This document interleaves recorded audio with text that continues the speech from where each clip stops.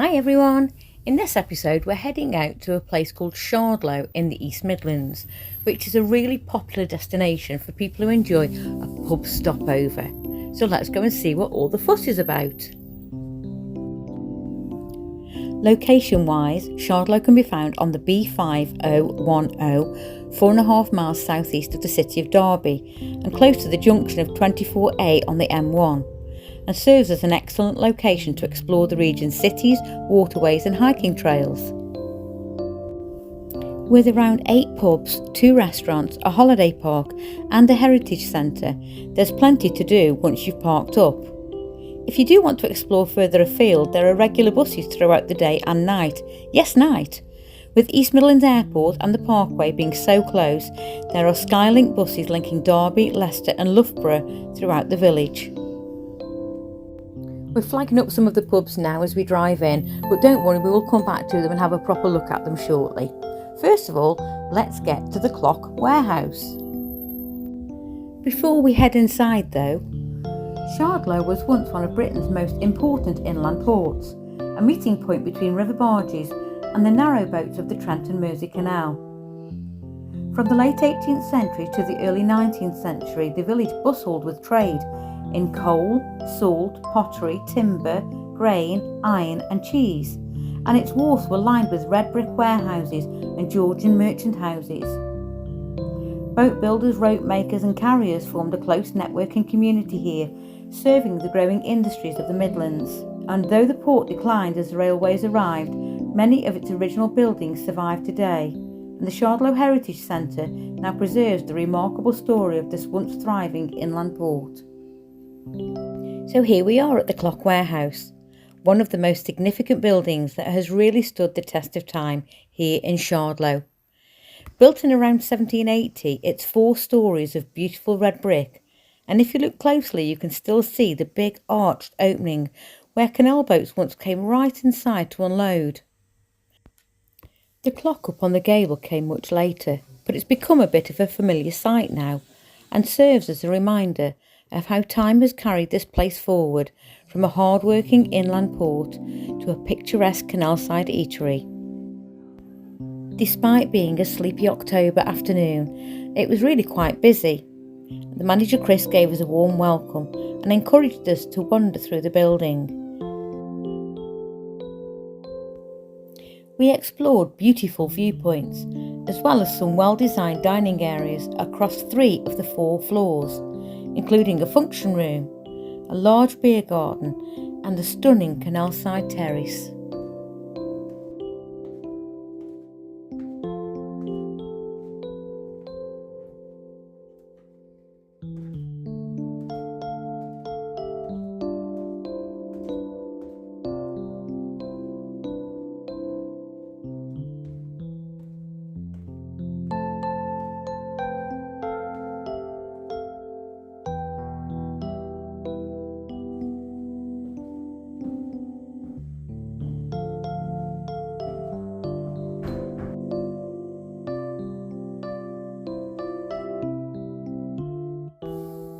As with many old buildings like this, there are often stories and folklore about ghosts and spooks and spirits and apparitions. We didn't see any sign of Humphrey. But that said, the local ghost tour does meet here regularly. I'm sure they wouldn't be wasting their time. Would they?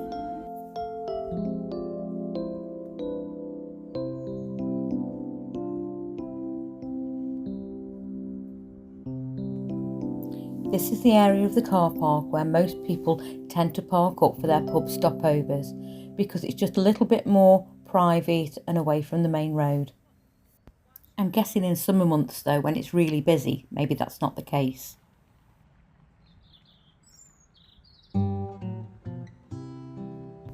We've already checked the menu out online before we've come, so we've got a good idea of what we're going to order, but we'll check the menu anyway beforehand.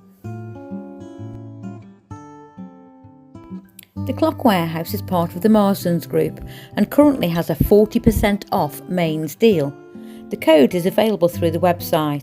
They ask you to sign up for a newsletter and you'll receive offers and VIP information regularly, including codes like this one.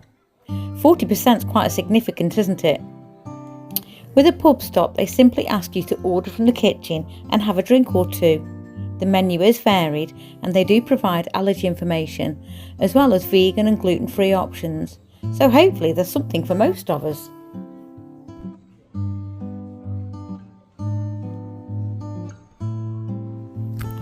Something we did spot when looking on the website. On the 22nd of November they're hosting a motorhome event with food and live music. That should be a great night to enjoy. There is a fee for the event, so check it out before booking. I think it's going to be very popular though. As we sat chatting, we managed to work out that it must be about 6 years since we were last in the clock warehouse. And something that we both agreed on was, while nothing had changed, it also felt like everything had changed. The place was lovely and warm and welcoming. The staff were polite and attentive, but not in the way. The menu was nice. The place smelt nice. Everything about it was lovely. The last time we came, it just felt like a bit of a grubby, unloved place. So clearly times have changed. And all for the better, we think.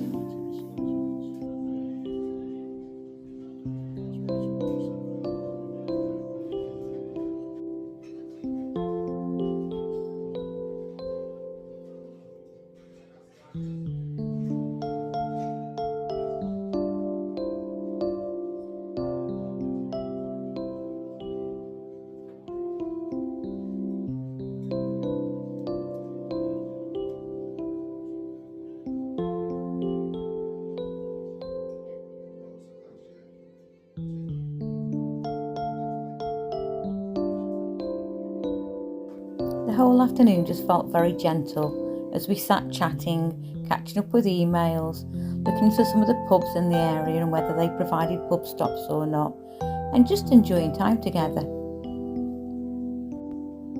I know that probably sounds a bit bonkers to some people, because since we started this van life together, we literally spend 24/7 with one another. We eat, sleep, work, travel.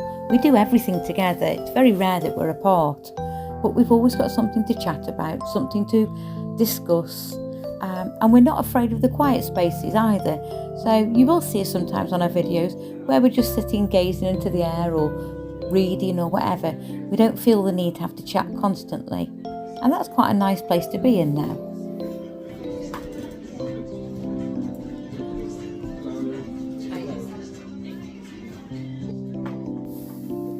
We both decided that we wanted to order the bacon chop again, which we had last week when we were in Bridgnorth.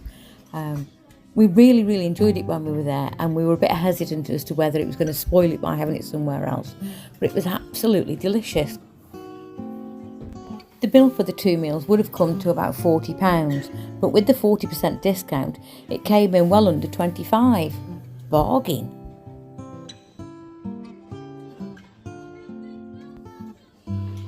Well, I think it's safe to say mission accomplished. We've had the most gorgeous afternoon here at the Clock Warehouse, and it's easy to see why it's such a popular pub stopover.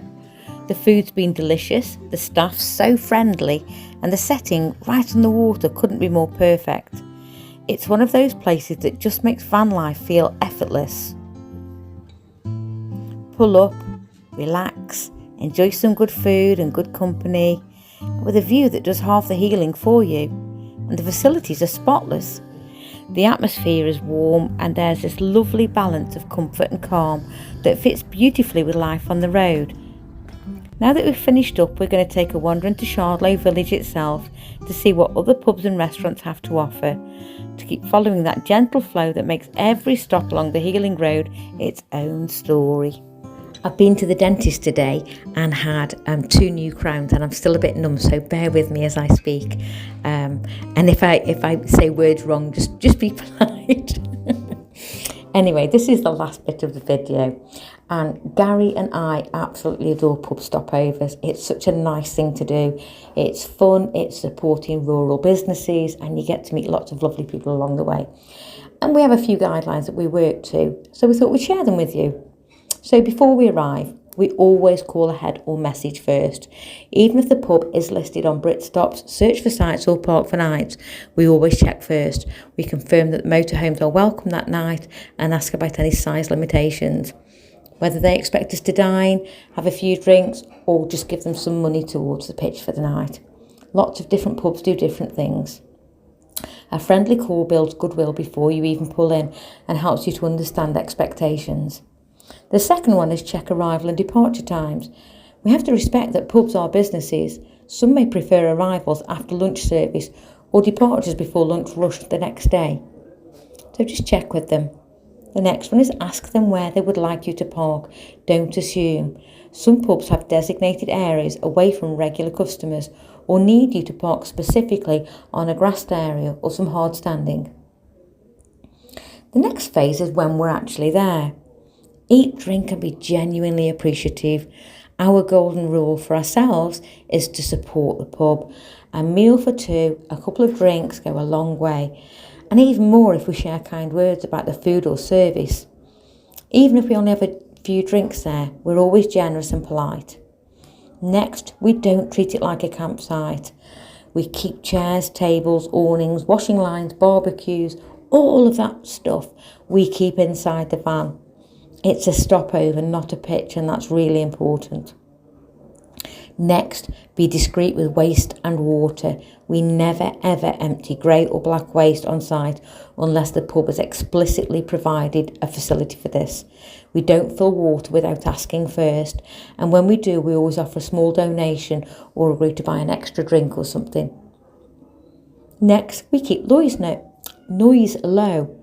We're always considerate of our neighbours and especially the staff accommodation, people who are there all of the time. Late night doors banging, dogs barking, all those little things can really ruin the arrangements for everybody else. So we're always considerate of the other people who are there long term. We're just visiting, aren't we, for a night or two. The next one is respecting other guests. So some pub car parks share their facilities with regular diners, local residents, and even delivery vans who can't park in their own drives. They all have different arrangements and we need to be respectful of that. So always park considerably and avoid blocking exits or fire lanes.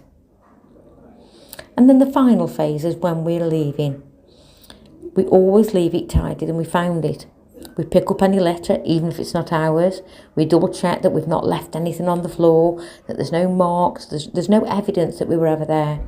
And we always try to leave a positive impression, even if it's a little bit of weed picking. Honestly, we're wardens, it's what we do, so we generally don't mind picking a few. We always say thank you in person. We pop in before we go and thank the staff. It matters so much more than we realise. The next one is leave a review. We share our positive experiences on Google, Park for Nights, social media. We mention all of the good points that really stood out, specific staff members at times that really went above and beyond for us.